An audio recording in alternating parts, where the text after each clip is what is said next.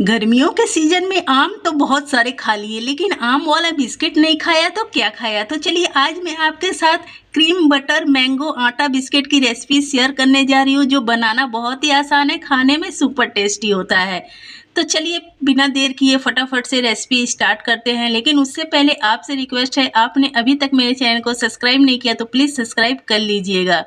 और आप इस बिस्किट को देख सकते हो कितना प्यारा और क्रंची है।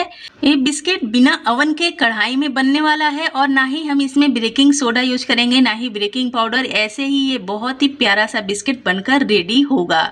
यहाँ पर इसे बनाने के लिए मैंने ले लिया है बाउल। इसमें मैं ऐड कर रही हूँ हाफ कप शुगर पाउडर। एक कप मेरा बिल्कुल मेजरिंग कप के बराबर है। इसमें 250 ग्राम दूध या पानी आता है। तो यहाँ पर उसी कप से हमें ले लेना है हाफ कप बटर। तो मैंने बटर को पहले से ही फ्रिज से बाहर निकाल कर रखा था, जिसकी वजह से ये हल्का सॉफ्ट हो चुका है। आपको भी ऐसे निकाल कर ही रखना है, फ्रिज से निकाल कर डायरेक्ट मत ऐड कीजिएगा, नहीं तो बहुत देर तक आपको फेंटना पड़ेगा। तो बटर और शुगर को अच्छी तरह से 1 से 1.5 मिनट तक फेंट लेना है। यहाँ पर मैंने 2 अंडे ले लिए हैं।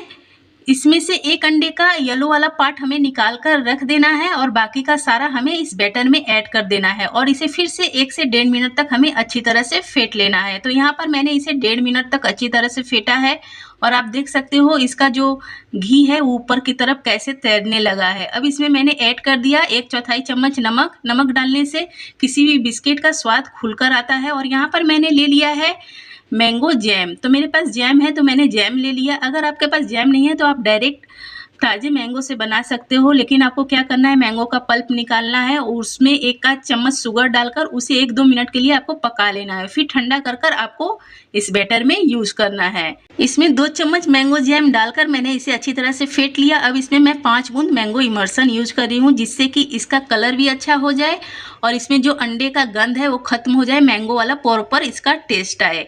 अगर आपके पास कोई इमर्सन वगैरह नहीं है तो आप इसमें क्या कीजिएगा, साधारण सा इलायची पाउडर ऐड कर दीजिएगा 1/4 चम्मच। आपका बिस्किट बिल्कुल बहुत ही बढ़िया सा बनेगा। इमर्सन को भी अच्छी तरह से मिक्स कर देने के बाद अब इसमें हम आटा डालेंगे। तो यहाँ पर मैं 2 कप गेहूं का आटा ले रही हूँ और मैंने इसे बारीक वाली छलनी से छान कर लिया है। मैं यहाँ आटे से बिस्किट बना रही हूँ, आप चाहे तो मैदे से भी बना सकते हो, लेकिन आटे का बिस्किट बहुत ज़्यादा हेल्दी होता है और ये बिस्किट खाने में भी टेस्टी होता है।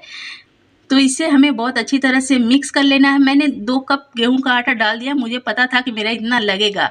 अगर आपको लग रहा है कि इतना नहीं लगेगा तो आप थोड़ा थोड़ा कर कर ऐड कर सकते हो। तो देखिए बिल्कुल परफेक्ट है। तो अब इसे हम 2-4 मिनट के लिए रेस्ट पर रखेंगे। तो मैं इसे 4 मिनट के लिए छोड़ दूंगी रेस्ट पर, जिससे कि थोड़ा बहुत जो हाथ में चिपक रहा है ना, चिपकना बंद कर देगा। अगर आपका डो ज़्यादा गीला हो गया है, क्योंकि ये अंडे पर डिपेंड करता है, कोई का अंडा बड़ा होता है, कोई का छोटा होता है, तो उसी अनुसार से आटा वगैरह लगता है। तो अगर ज़्यादा गीला सा लग रहा है आपको डो, तो आप इसे थोड़ी देर के लिए फ्रिज में भी रख सकते हो। अब हाथों में लगा लेना है बटर या घी और आटे ने तो रेस्ट कर लिया है, तो इसे लेंगे, इससे थोड़ा थोड़ा सा पोर्शन निकालेंगे और इसका बॉल रेडी कर लेंगे। तो नींबू के आकार का हमें बॉल रेडी कर लेना है और फटाफट से शुगर पाउडर में इसे डाल देना है। शुगर पाउडर से इसे कोट करना है और बटर पेपर के ऊपर से रख देना है। तो यहाँ पर मैंने देखिए बड़ा सा प्लेट लिया है, उसके ऊपर से मैंने बटर पेपर रखा है, उसके ऊपर हम इन बॉल्स को थोड़ा दूर दूर कर कर रख देंगे। तो यहाँ पर देखिए इतना सारा हमारा बॉल रेडी हो चुका है और मैंने ले लिया है यहाँ पर ओखली में जो आता है ना कूटने वाला, उसी के पीछे वाले हिस्से में मैंने बटर लगाया। उसी से अब दबाकर हम इसमें बीच में हल्का सा गड्ढा कर लेंगे। तो ये एक तरीके से मैंने आपको दिखला दिया कि कूटने वाले से आप ऐसे भी बना सकते हो। तो यहाँ पर मेरी कढ़ाई फ्री हीट हो चुकी है, तो इसमें मैं इसे डालूंगी और इसे हम मीडियम फ्लेम पर 25 मिनट तक बेक होने के लिए छोड़ देंगे। तो जब तक ये बेक हो रहा है तब तक हम दूसरा बैच भी रेडी कर लेंगे। तो उसे मैं दूसरे तरीके से आपको बतलाऊंगी कि उसे आप कैसे बना सकते हो। तो अगर आपके पास बटर पेपर नहीं है तो आप नॉर्मल पेपर में ऑयल लगाकर इस बिस्किट को भी बना सकते हो, कोई दिक्कत नहीं है। तो देख लीजिए यहाँ पर मैंने ले लिया है प्लास्टिक वाला चम्मच जो मसाले वगैरह में आता है ना। तो आपके पास अगर ये वाला चम्मच है तो आप इससे भी इस बिस्किट को बना सकते हो। देखिए बीच में हल्का सा इसका गड्ढा कर देना है, इसे प्रेस करना है, गड्ढा हो जाएगा। तो ये दूसरा बैच भी हमारा रेडी हो चुका है, तो इसे कर देते हैं साइड में। अब हम बना लेंगे बीच वाला क्रीम।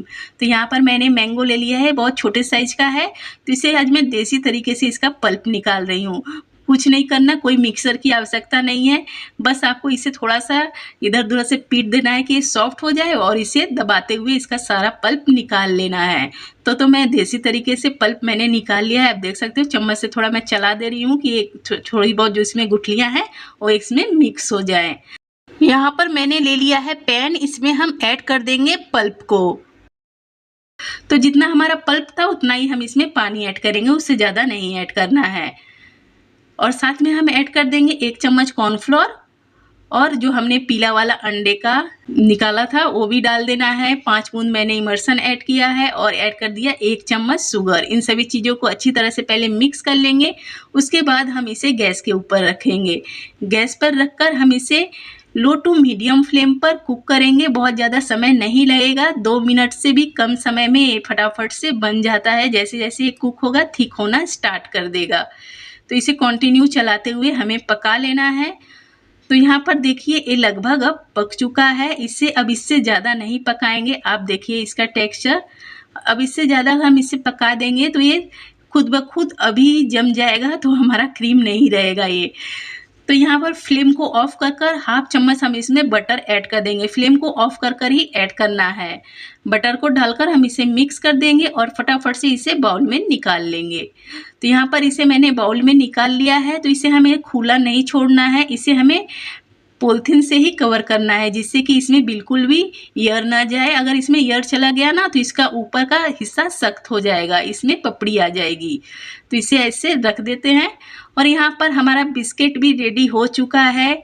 इसे कुक होते हुए 26 मिनट लग चुके हैं, 26 मिनट लगे हैं और देखिए प्रॉपर कुक हो चुका है।